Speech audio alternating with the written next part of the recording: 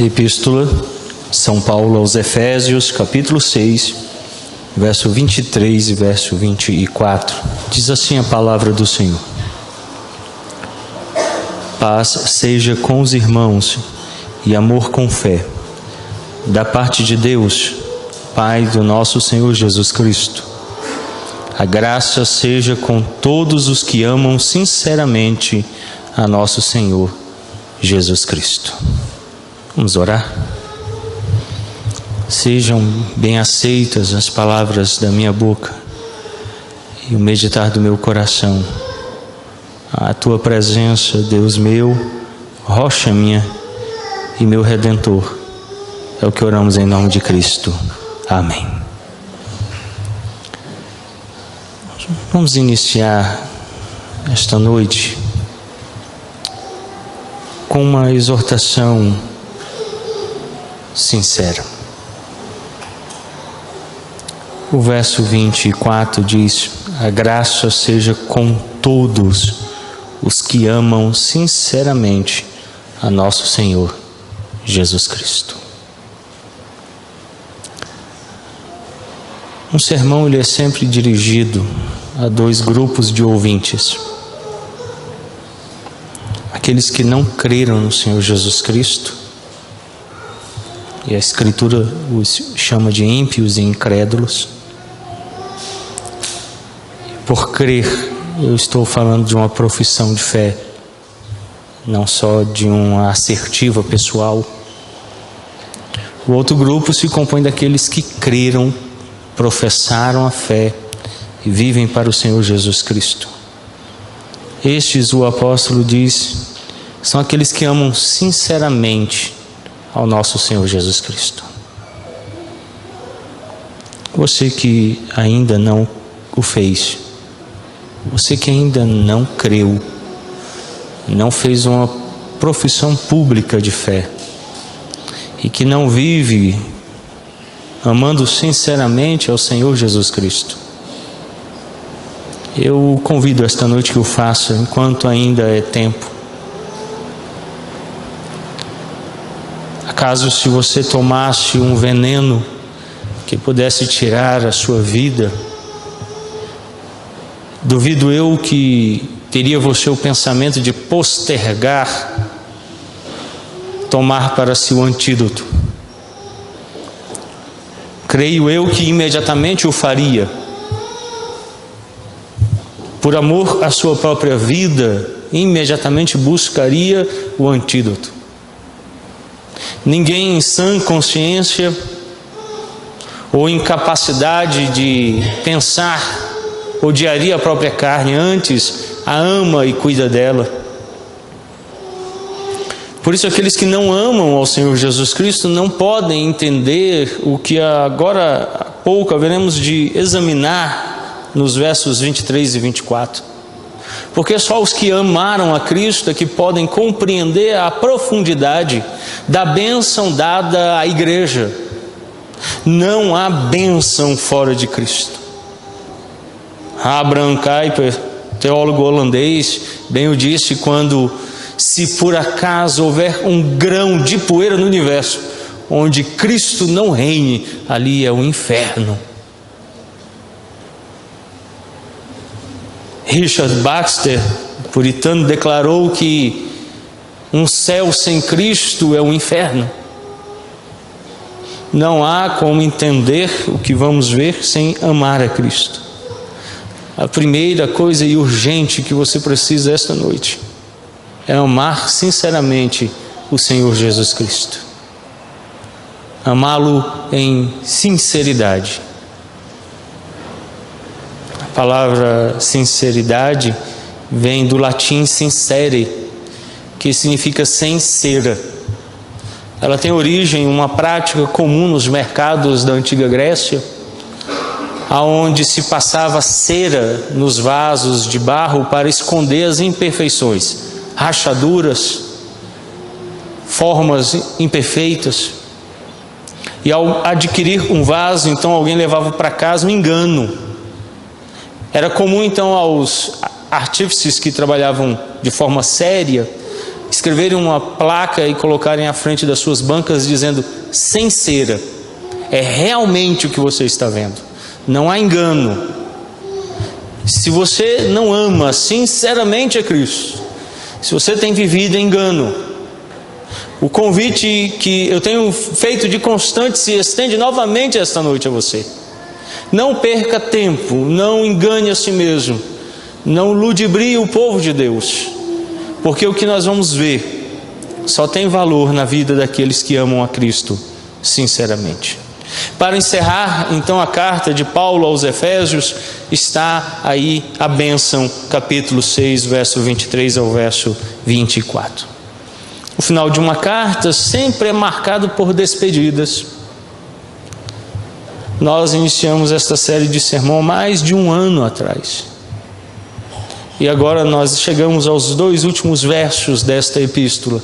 Depois de termos examinado ela desde o capítulo 1, onde o apóstolo Paulo introduz o amor eterno de Deus, a salvação dos eleitos em Cristo desde a fundação do mundo, mostra a nossa condição de pecado e morte, nos apresenta o fato de que pela fé fomos salvos, isso é um dom de Deus, pela graça, não por obras, para que ninguém se glorie, mostra a glória de Deus.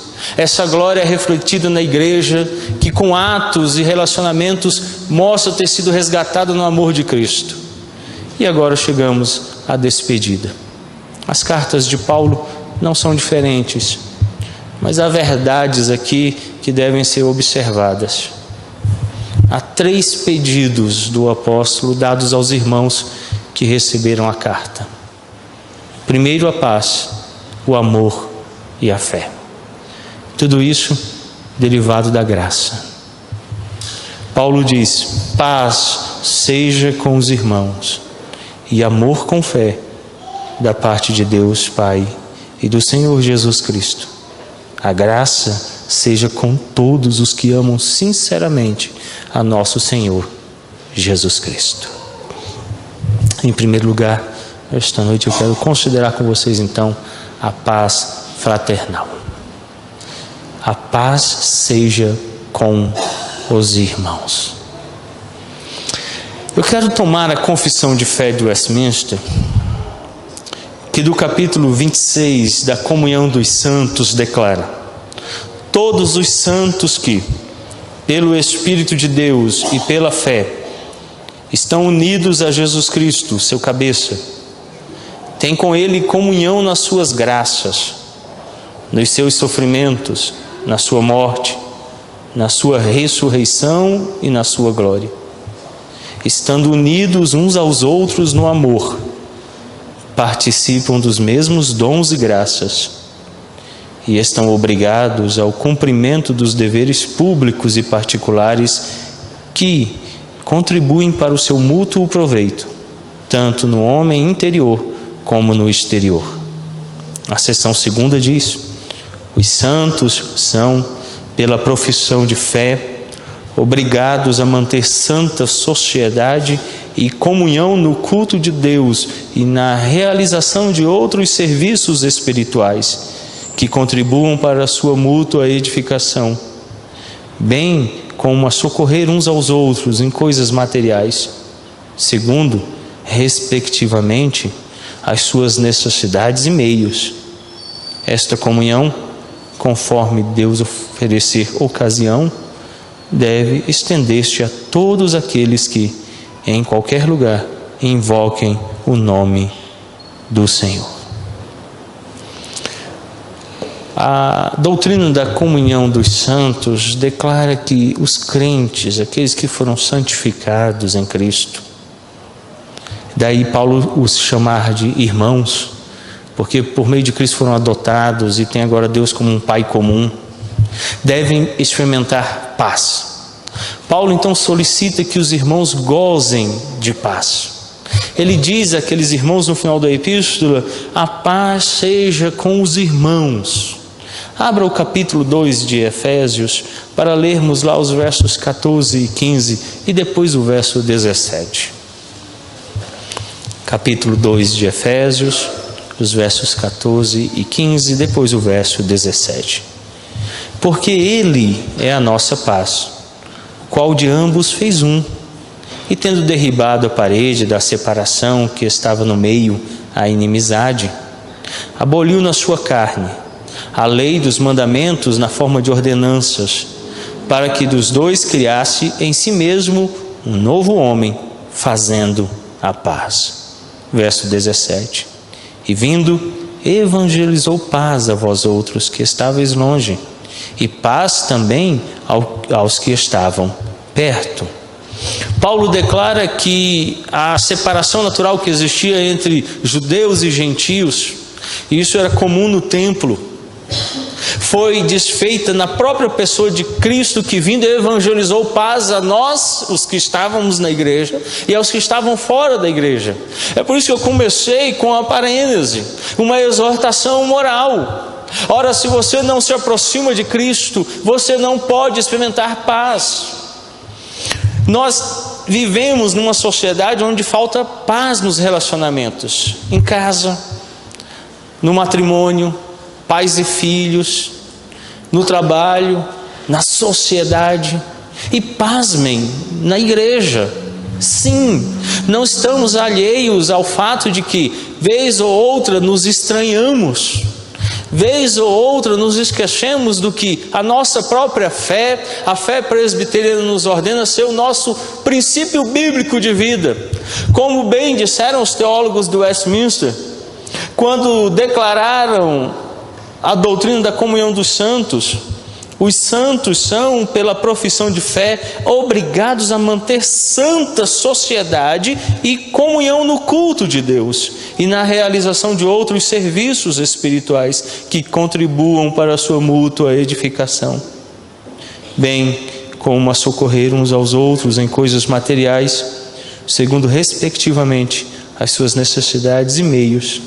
Esta comunhão, conforme Deus ofereceu ocasião, deve estender-se a todos aqueles que, em qualquer lugar, invocam o nome do Senhor Jesus. A igreja deve viver uma unidade de paz. Não pode haver barreiras. Elas devem ser derrubadas em Cristo. Claro, eu falei isso agora há poucos dias, se não me falha a memória, a escola bíblica dominical. O fato de que sim, talvez eu tenha menor empatia com a pessoa do presbítero Otoniel, porque ele mesmo declara que é de preferência permanecer no apartamento. Mas eu tenho maior empatia pessoal com o presbítero Silvano, porque o Silvano gosta da roça. Toda vez que ele vai à roça, isso me faz comum a ele, porque eu também gosto. Há gostos, há desejos, vontades, expressões pessoais. Mas no que diz respeito à igreja, nós somos um único povo, de uma única fé, uma unidade, um único Pai, unidos por meio de Cristo. A igreja em todo lugar, e isso todos aqueles que invocam o nome do Senhor, devem ser incluídos como irmãos. E Paulo então diz que haja paz entre vocês, derribar paredes, barreiras, aquilo que separa, e que haja unidade. É a primeira exortação do apóstolo àqueles que amam sinceramente o Senhor Jesus Cristo, para que vivam assim.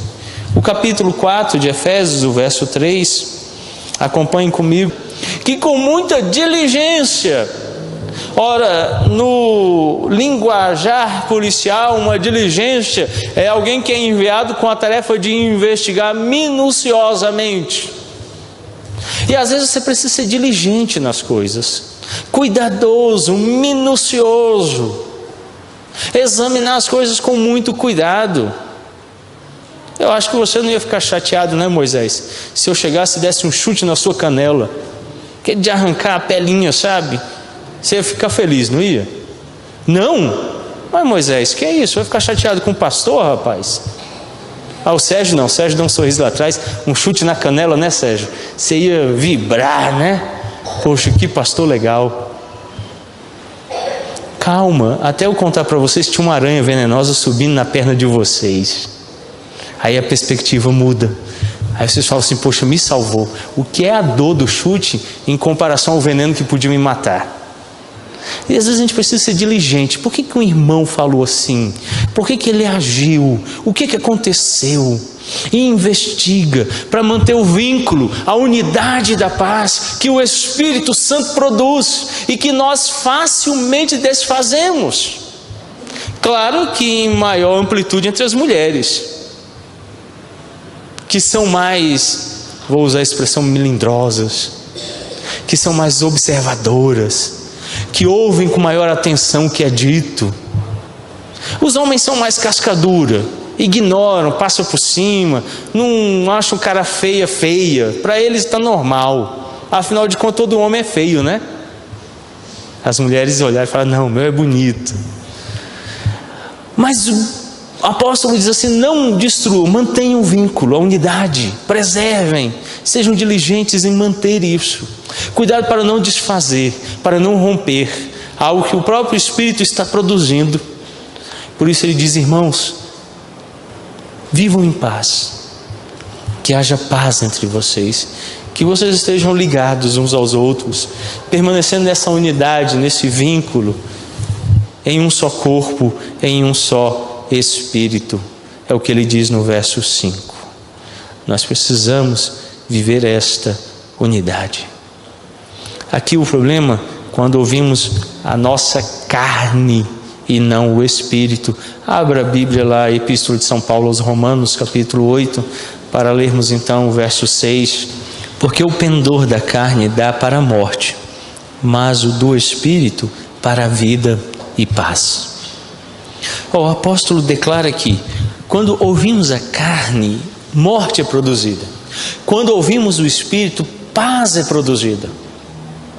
Além de diligentemente buscar manter o vínculo da paz criado e estabelecido pelo Espírito, o chamado feito agora pelo apóstolo é: para de ouvir a sua carne. Ora, o que é carne? Carne é aquele estado anterior, antes de termos amado a Cristo sinceramente, onde o pecado dominava, e agora tendo sido o pecado vencido pela cruz de Cristo, mais ainda permanecendo no resquício. Vez ou outra, isso que permaneceu fala, e fala muito alto, porque é do coração que procedem os maus desígnios. E o apóstolo diz: para de ouvir esse antigo eu, porque ele produz morte. Ouça o Espírito de vida e paz.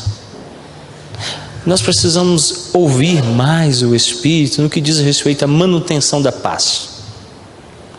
Nós ouvimos muito o outro e nós estamos sempre prontos a colocar fogo, né?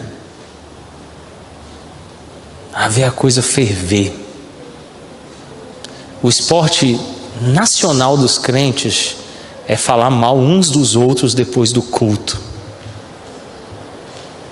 Nós gostamos. Há um ânimo macabro em nossos olhos. As nossas bocas são como de serpentes, os nossos pés são velozes. Nós gostamos de medir, julgar, censurar, agravar, porque ouvimos muito a nossa carne. Mas Paulo diz: pendor, ir para o lado do Espírito produz paz. Ora, não nos enganemos nós, achando que por vivermos hoje um tempo de paz, não haja às vezes falta de paz. É por isso que o apóstolo nos exorta: irmãos, que a paz esteja com vocês, que vocês vivam e experimentem da paz entre vocês. Não ouçam a carne, ouçam o Espírito. A paz então deve ser buscada. Abra o Salmo 34, o verso 14. Aparta-te do mal e pratica o que é bom. Procura a paz e empenha-te por alcançá-la. Duas coisas Davi diz neste salmo. A primeira é a seguinte: procura a paz. Como quem procura alguma coisa. Eu imagino que se a irmã Fátima estivesse vindo para cá e tivesse deixado cair R$100, haveria uma procura incessante, né, irmã Fátima? Eu procuraria muito. E no final, depois de não ter encontrado, até de joelhos.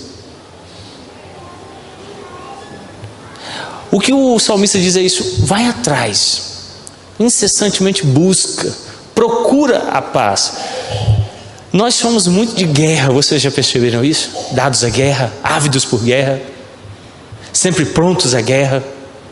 Ah, se fala hoje comigo, vai ver. Eu estou pronto para responder. Procura a paz. Davi diz que deve ter essa busca, esse empenho em alcançá-la, porque o apóstolo diz que isso é próprio da igreja, pertence àqueles que amam sinceramente a Cristo, os que são do corpo, por isso são chamados irmãos, pertencem a uma filiação única, tem um pai.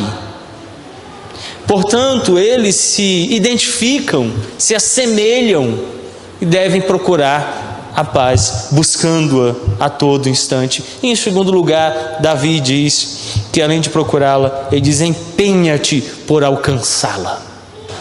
Olha, às vezes é preciso empenho.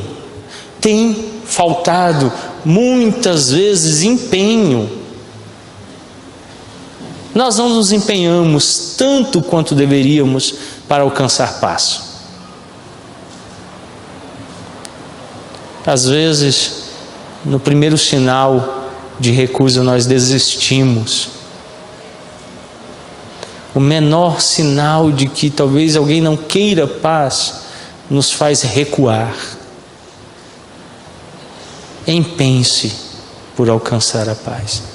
Paulo afirma que o cristão deve buscar a paz com os irmãos e viver nela.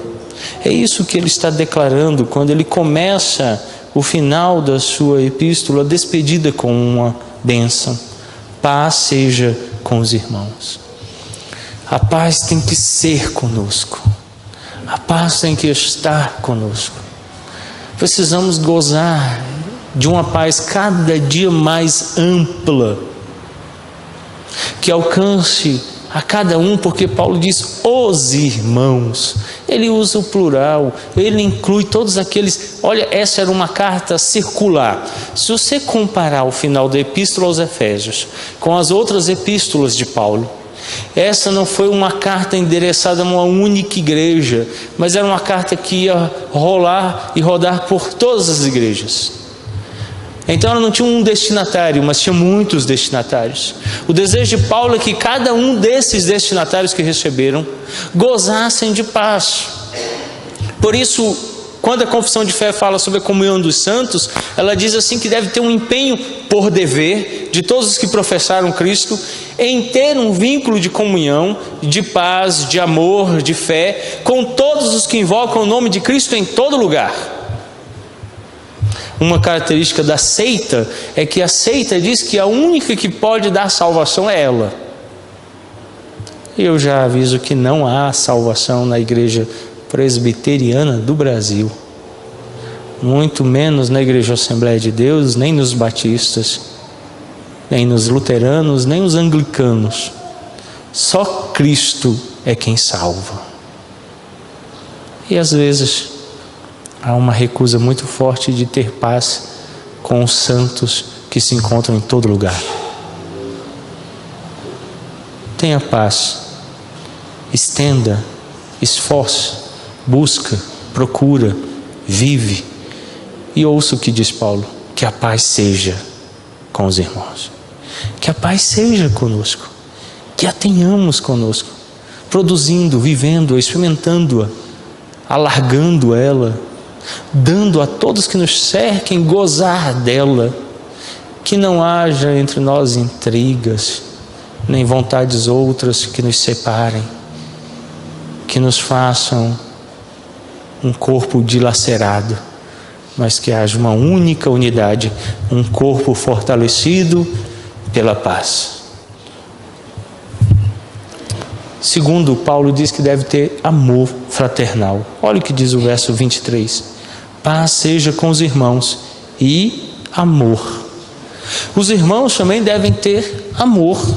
Agora Paulo então ordena o amor entre os irmãos ou dentro da congregação. Isso inclui o amor também do esposo para com a esposa. Então há vários níveis. Primeiro, entre os irmãos da igreja. Isso também vai, é claro, no nível mais básico, que é o marido e a mulher, é a célula máter da sociedade. Qualquer outra esfera social está baseada no relacionamento do casamento. Se não houver paz no casamento, se não houver amor no casamento, não haverá fora dele. E também inclui os crentes em todo lugar. Nós, a congregação local, os crentes em todo lugar, e também os nossos relacionamentos mais próximos. Vamos abrir em Efésios, o capítulo 1, verso 15, para lermos o que diz o apóstolo São Paulo. Por isso também eu, tendo ouvido a fé que há entre vós no Senhor Jesus e o amor para com todos os santos. Paulo declara que tem um amor generalizado, um amor que alcança todos os santos. Nós precisamos amar. Olha, eu concordo com a confissão de fé quando ela diz que há igrejas menos puras e igrejas mais puras. Mas em nenhum momento ela diz que devemos odiar outras igrejas. Em nenhum momento diz que devemos odiar o outro. Paulo diz que ele ficou sabendo de que aqueles irmãos em Éfeso amavam a todos os santos. Será que o mesmo pode ser dito de nós, que estamos amando os santos? E há santos em muitos lugares, porque creram no Senhor Jesus Cristo, foram santificados pela fé. E o nosso dever é amá-los, estender o amor de forma universal a esses irmãos onde quer que se encontrem, em qualquer condição que estejam. Se forem santos, devem ser amados.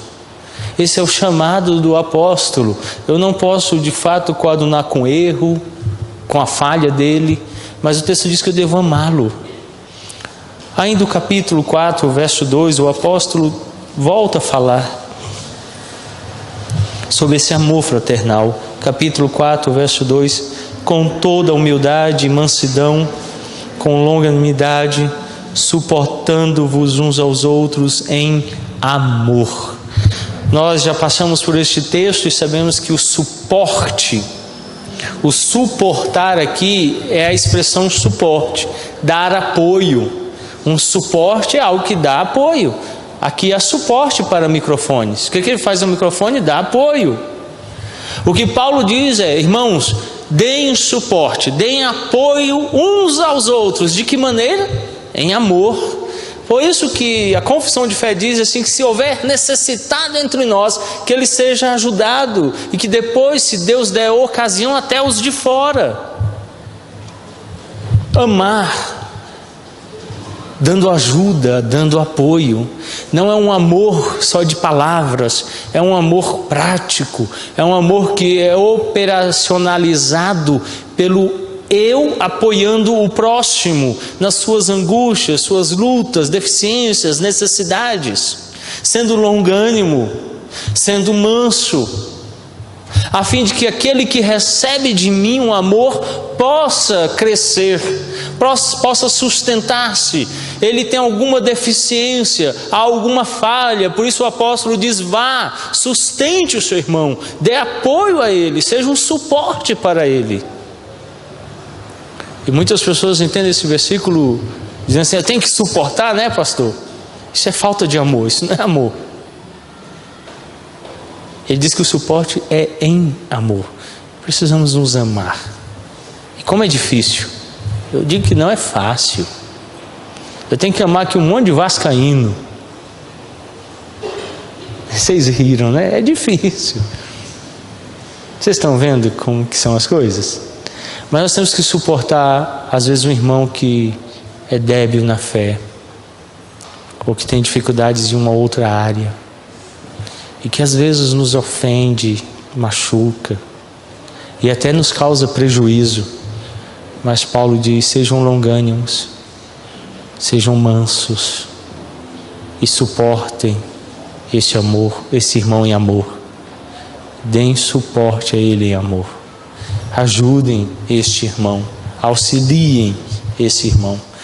Os versos 15 e 16 no capítulo 4 diz assim: mas seguindo a verdade em amor, cresçamos em tudo naquele que é a cabeça, Cristo, de quem todo o corpo, bem ajustado e consolidado pelo auxílio de toda junta, segundo a justa cooperação de cada parte, efetua o seu próprio aumento para a edificação de si mesmo em amor. Tanto o verso 15 quanto o verso 16, Paulo fala dessa operação do próprio corpo em si mesmo para o crescimento. E como isso acontece? Verso 15: pela verdade, temos que crescer em amor. E o verso 16 diz que na edificação uns dos outros em amor, tanto a verdade aplicada ao irmão, quanto os meus dons para edificação, tudo isso feito em amor. Ao servirmos na igreja, ao educarmos os nossos irmãos com o ensino da palavra, ao servirmos nossos irmãos com dons espirituais, com dons ou talentos naturais, tudo, Paulo diz, deve ser feito em amor, colocando o amor como algo essencial.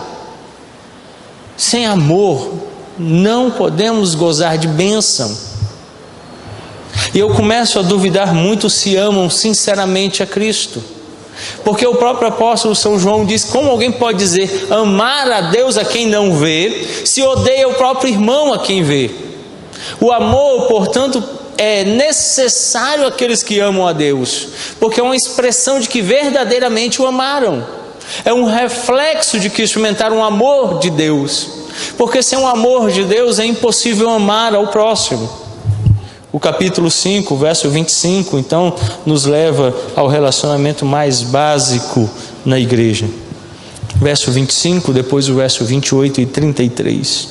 Maridos, amai vossa mulher, como também Cristo amou a igreja, a si mesmo se entregou por ela. Verso 28. Assim também os maridos devem amar a sua mulher como ao próprio corpo. Quem ama a esposa, a si mesmo se ama. E o verso 33. Não obstante, vós, cada um de per si, também ame a própria esposa como a si mesmo, e a esposa respeite ao marido.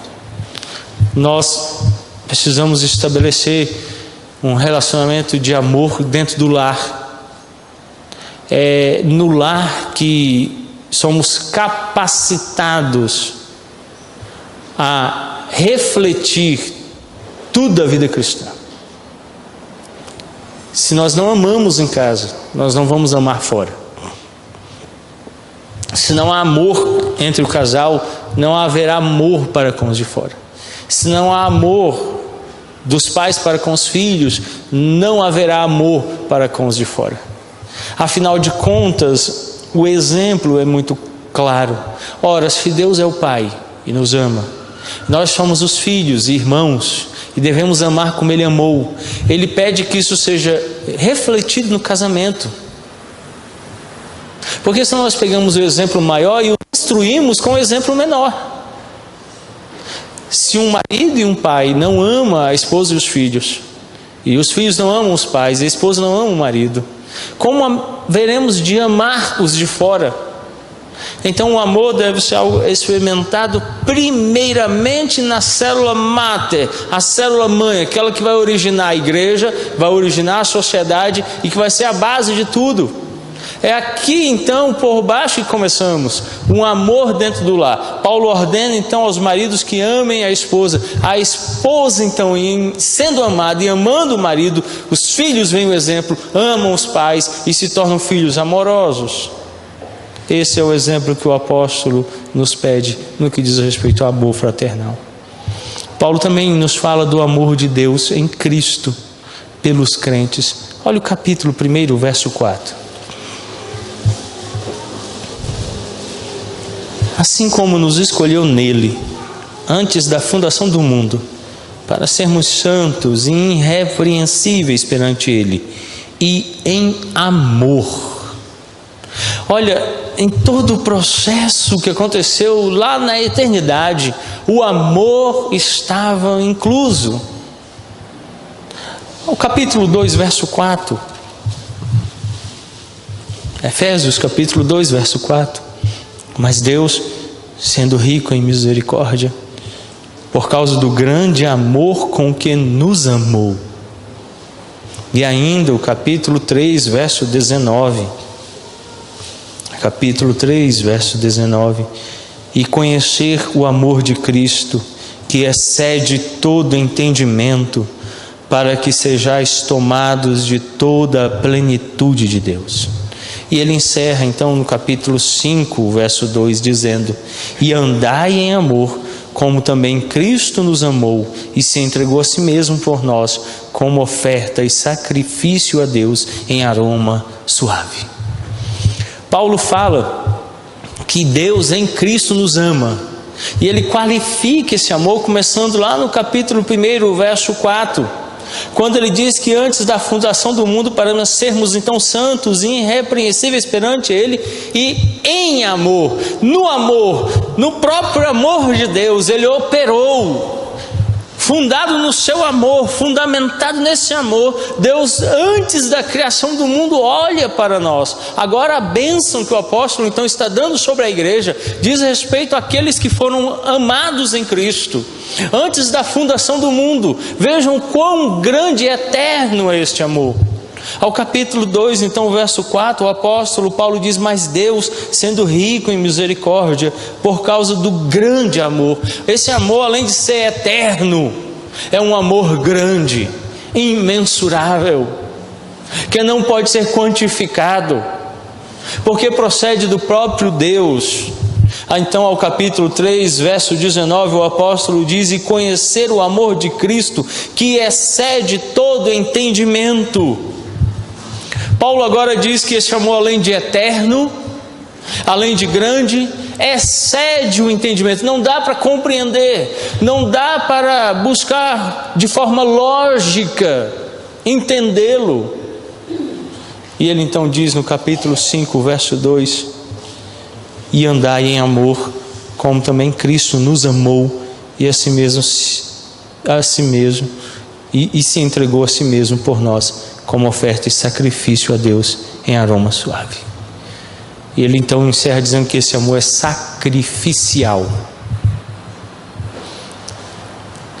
E ele então fala algo aqui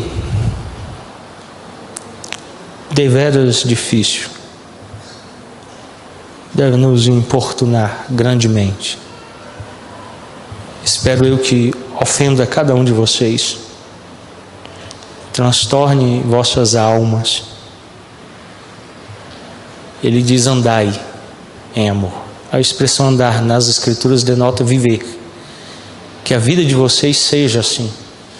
E sabe que vida que ele quer que tenhamos? Andai em amor, como também Cristo nos amou e se entregou a si mesmo por nós, como oferta e sacrifício a Deus em aroma suave. Será muito difícil gozarmos de paz entre nós se não estamos dispostos a morrer como Cristo morreu. Quando o ultrajado não revidou, quando lhe bateram, ele deu a outra face. Ele morreu, o justo pelos injustos. E ele diz assim: vocês devem amar como ele amou. Quando desprezado por todos, ele se deu. Nós não queremos amar assim. Nós queremos experimentar um amor egoísta. Eu amo quem me ama. E quem me ama muito, porque se me amar medianamente, está fora do meu círculo. Ainda como Adão e Eva, queremos viver, como disse Satanás, sendo iguais a Deus. E você não é Deus. Você é uma criatura feita por Ele. E não só criatura, mas você é uma criatura em queda. Você pecou, se rebelou contra Deus. E seu estado é de morte. Mas Deus, sendo rico em misericórdia, e com um grande amor dele, um amor eterno, nos amou em Cristo e deu o seu próprio Filho por nós. E ele diz então agora: andem em amor. Por isso, quando Paulo diz: irmãos, que a paz seja com vocês, e amor, ele está falando isso. Ele está falando desse amor. Esse amor que deve ser experimentado na vivência diária, no caminhar diário. Não é fácil amar. Esse amor não. Ele é difícil. Mas Paulo está nos abençoando. E ele então declara que os crentes devem não só gozar de paz, mas viver em amor. Como ele fala da fé fraterna.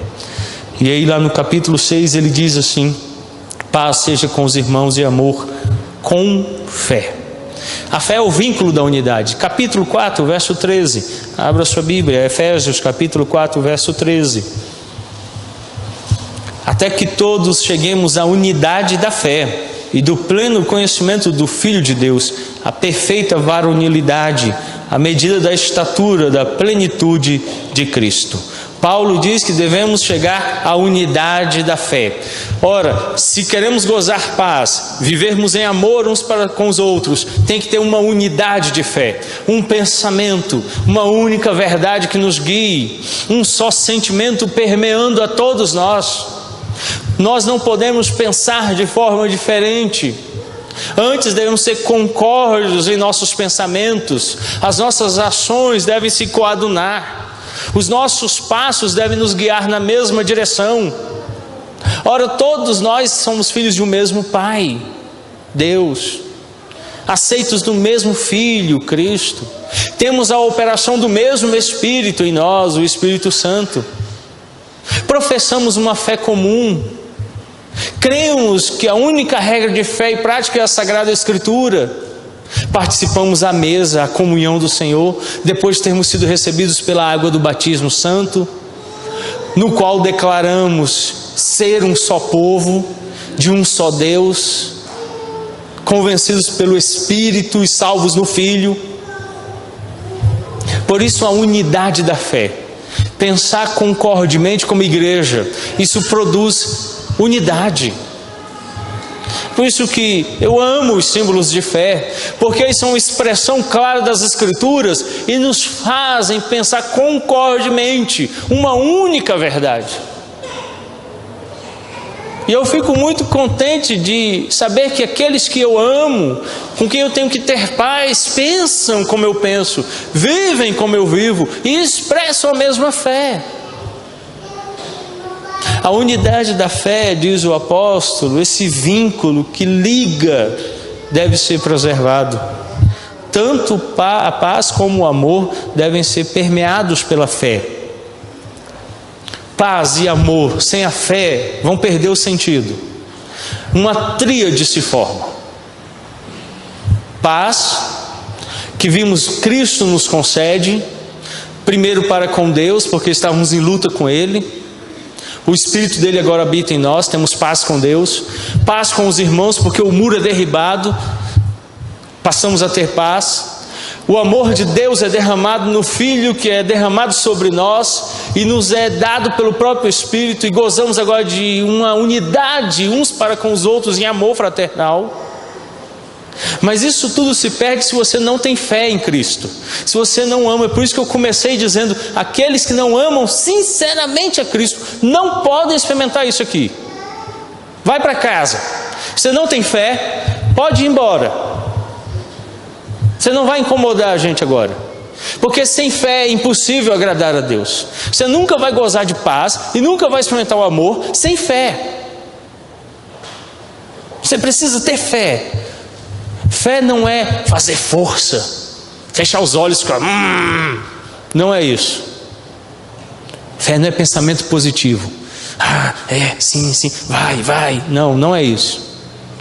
Fé é algo que Deus concede. Fé é algo que Ele nos dá.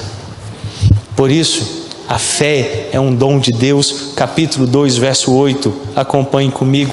Porque pela graça sois salvos, mediante a fé. Isso não vem de vós, é dom de Deus. Esse mediante quer dizer por intermédio, através.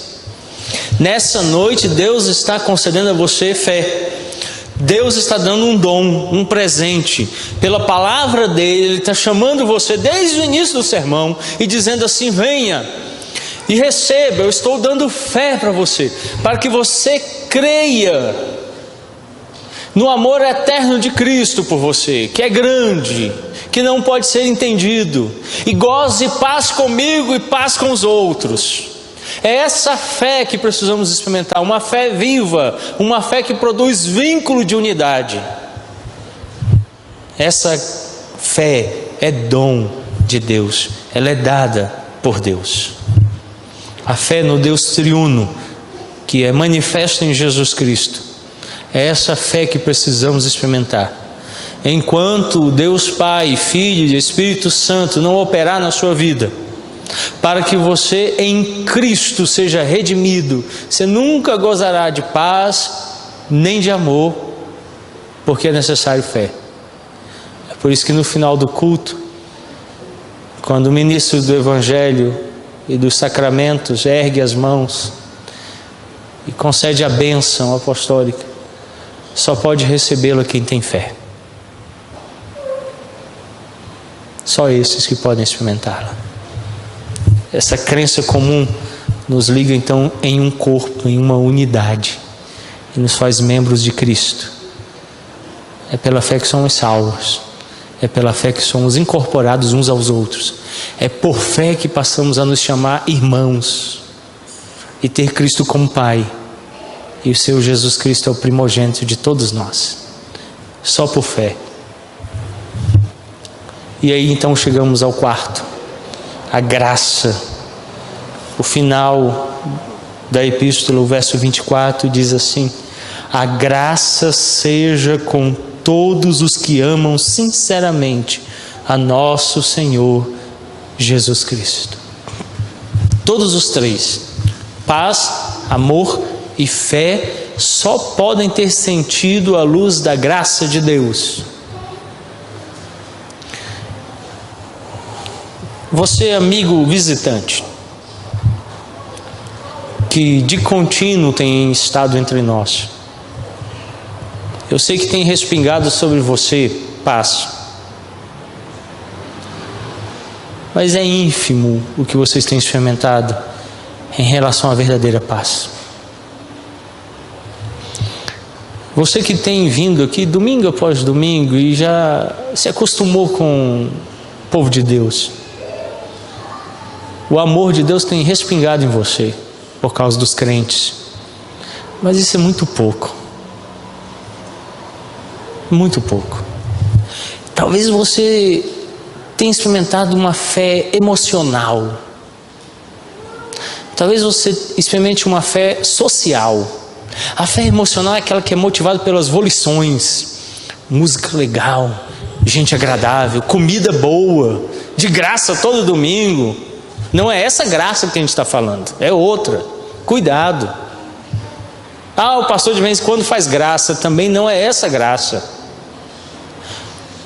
Talvez você tenha tido uma fé social. Estava perdido nesse mundo, sem amigos, sem relacionamentos. De repente se aproxima, o pessoal aqui é gente boa, não fala palavrão, trata bem todo mundo, é amigável.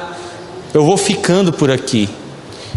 Isso aqui não é clube, nem associação civil, nem uma ONG. Aqui é a reunião daqueles que creram no Senhor Jesus Cristo. É por isso que a graça é indispensável, porque a fé, o amor e a paz só podem verdadeiramente alcançar aqueles que, pela graça de Deus, foram salvos em Cristo Jesus. Então, experimentar a graça de Deus dá sentido a tudo isso aqui. A graça procedente de Deus nos capacita à transformação. Olha o capítulo 2, o verso 5 de Efésios. Capítulo 2, verso 5. E estando nós mortos em nossos delitos, nos deu vida juntamente com Cristo. Pela graça sois salvos. O favor imerecido. Deus Santo se compadecendo de pecadores, de gente que estava morta em delitos e pecados, e Ele nos resgata e nos restaura dando vida, derrama em nós a sua graça, e então experimentamos paz com Deus, experimentamos paz uns com os outros, experimentamos o amor dele derramado em nós, e experimentamos amor uns para com os outros, e a verdadeira fé nos é dada da parte de Deus, porque é um dom, e então essa fé é transmitida aos que nos ouvem e veem, e com quem vivemos, e nos tornamos de fato pessoas que vivem por fé. Sem graça não pode haver salvação, só a paz em Cristo. Não se esqueça disso. Olha o capítulo 2, verso 14 e 15. Porque Ele é a nossa paz, o qual de ambos fez um, tendo derribado a parede da separação que estava no meio, a inimizade, aboliu na sua carne a lei dos mandamentos na forma de ordenanças, para que dos dois criasse em si mesmo um novo homem, fazendo a paz. O amor de Deus é o nosso vínculo. Capítulo 3, o verso 19. Conhecendo o amor de Cristo, que excede todo o entendimento, para que sejais tomados de toda a plenitude de Deus, para sermos plenos nele, para experimentarmos a habitação dele completa em nós, é necessário experimentarmos do seu amor. É ele quem nos dá fé, como vimos no capítulo 2, o verso 8, porque pela graça sois salvos mediante a fé, e isso não vem de vós, é dom de Deus. Veja como é tudo graça. Eu não estou pedindo nada para vocês. A Bíblia diz que as melhores obras de vocês são trapos de imundícia. Por isso, quando o apóstolo Paulo diz aos irmãos: vivam em paz, vivam em amor fraternal, vivam na fé fraternal, ele não está pedindo nada de vocês. Ele está dizendo que vocês experimentem tudo isso em Cristo e gozem tudo isso da parte de Deus. Essa é a bênção, porque só Deus pode nos abençoar.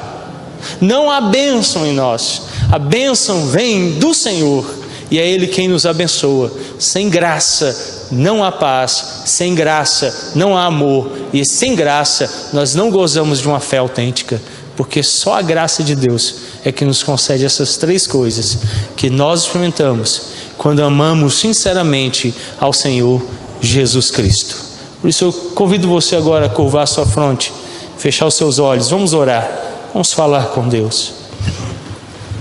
Bondoso Deus, de graça e de misericórdia, a todos os que amam sinceramente ao Senhor Jesus Cristo,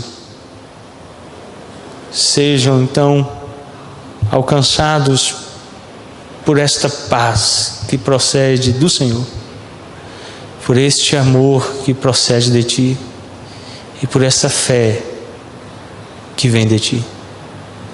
Ó Pai, que experimentemos nós, a igreja do Senhor Jesus Cristo, tão maravilhosa bênção, que ela seja sobre nós. É o que pedimos em nome de Cristo.